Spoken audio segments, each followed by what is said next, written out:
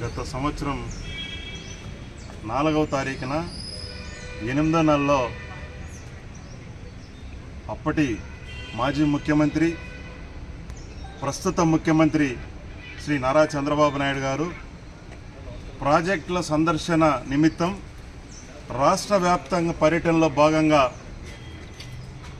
తంబలపల్లి నియోజకవర్గం, మదనపల్లి నియోజకవర్గం, పుంగనూరు నియోజకవర్గాల్లో పోలీస్ పర్మిషన్ అనుమతులన్నీ తీసుకొని తంబలపల్లి నియోజకవర్గంలో మొలకల చెరువుకు రావడం జరిగింది.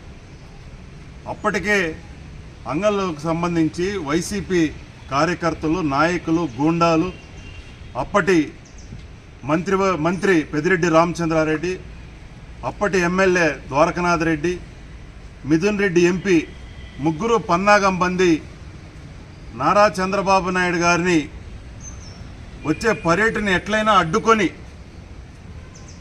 చిత్తూరు జిల్లా మా గడ్డ అనిపించుకోవాలని, వాళ్ళ అధినాయకుడి దగ్గర మెప్పు పొందాలని నారా చంద్రబాబు నాయుడు గారు పర్యటనలో వస్తుంటే అంగళ్ళ దగ్గర రాళ్ళు కర్రలతో తెలుగుదేశం పార్టీ నాయకుల మీద మా మీద దాడి చేయడం జరిగింది.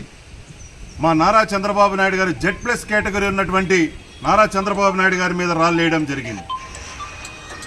అప్పటికి పోలీసు పాత్ర ప్రేక్షక పాత్ర అయింది. ఎందుకంటే అప్పటి DSP Keshappa, CI Sivanjaneyulu, SI Sukumar నలుగురికి ఇంటిమేట్ చేశాం. మేము ఎస్పీకి కూడా ఇంటిమేట్ చేశాం. అప్పుడు అందరూ ప్రేక్షక పాత్ర పట్టుకొని నారా చంద్రబాబు నాయుడు మీద దాడి చేయడం జరిగింది. దాడి చేసిన తర్వాత 4వ తారీఖు కేసు అయితే 4వ తారీఖు దాడి జరిగినప్పుడు కేసు కట్టకుండా 8వ తారీఖు కేసు ఎఫ్ఐఆర్ ఓపెన్ చేయడం జరిగింది. దాదాపు 96 మంది మీద కేసు ఎఫ్ఐఆర్ రిజిస్టర్ జరిగింది. దాంట్లో మొదటి ముద్దాయిగా నారా చంద్రబాబు నాయుడు గారిని చేర్చడం జరిగింది. అసలు ఎవరికి కూడా దెబ్బలు తగలలేదు వైసీపీ వాళ్లకు. అప్పటి అధికారులందరూ కూడా ప్రభుత్వ అధికారులు వాళ్లకు దెబ్బలు తగిలినట్టు నివేదికలు ఇచ్చారు.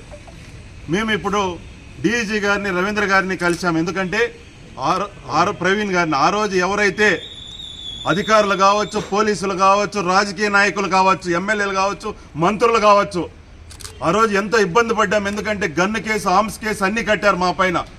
60 రోజులు అరణ్యవాసంలో ఉన్నాం. ఏమంటే ఏమి చేయనటువంటి తప్పుకు ఆ రోజు ఎవడెవడైతే మమ్మల్ని ఇబ్బంది పెట్టాడో వాడు మంత్రి కానీ ఎవడైనా కానీ వదిలిపెట్టకూడదని ఈరోజు వచ్చి కలవడం జరిగింది. రేపు ఎస్పీ గారికి కంప్లైంట్ ఇవ్వబోతున్నాం. ఎవడైతే ఆ రోజు అధికారులు మమ్మల్ని ఇబ్బంది పెట్టాడో వాళ్ళందరినీ కటకటాల పాలు చేయాలని కోరడం కోసం ఈరోజు ఇక్కడికి విచ్చేశాం. Thank you.